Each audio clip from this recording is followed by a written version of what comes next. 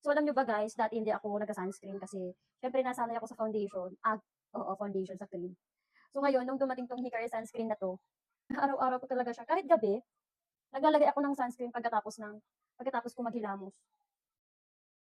Kasi nga gusto ko siya at grabe, laging fresh yung mukha mo kapag sunscreen yung ginamit mo. Itong sunscreen na 'to, may na-try din akong sunscreen na iba, kaso nga lang hindi ko siya nagustuhan kasi 'pag ina-apply mo siya, tinatagyawat ako. Kaya sabi ko ayoko nang mag-sunscreen. Pero nung na-discover ko 'tong Hikari sunscreen na 'to, grabe, araw-araw na talaga akong naglalagay. Yung foundation ko nandiyan na lang nakatago na lang dahil dito sa sunscreen na 'to, eh, sobrang ganda niya. Hindi mo na kailangan mag-foundation dito. Kasi sobrang dami ng mailagay mo, no white cast talaga siya. Ito yung kagandahan dito sa sunscreen na 'to.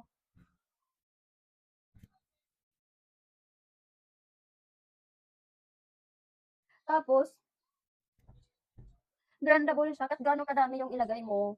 Grabe, ang bilis niyang look, tingnan niyo, ka na lang talagang naka-foundation dito 'pag ina-apply mo siya. Yun, oh. Pero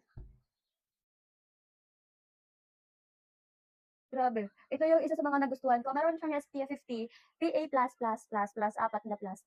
And protection din sa atin ng UVA and UVB. Yun, oh, grabe, oh. Wala talaga siyang white cast. As you can see naman, 'di ba, sobrang dami kong nilagay. Pero grabe, look, oh, ang lakas niyang maka-fresh mga mi. Grabe talaga.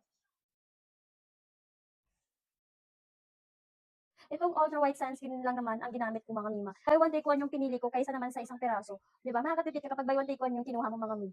And ingat-ingat din sa mga shop na nagbebenta ng Hickory sunscreen, mga ultra white sunscreen mga mi, kasi nga meron nang gumagaya nito dahil nga sobrang ganda nito, 'di ba? Ginagaya na yung packaging niya mga mi, kaya ingat-ingat sa pag-check out mga mi. Kung saan kayo nag-check out kasi masisira yung face niyo. Kaya kung ikaw, kung gusto mong mag-try ng sunscreen mga mi, ilagay ko lang dyan sa file basket yung link, mag-check out din kayo.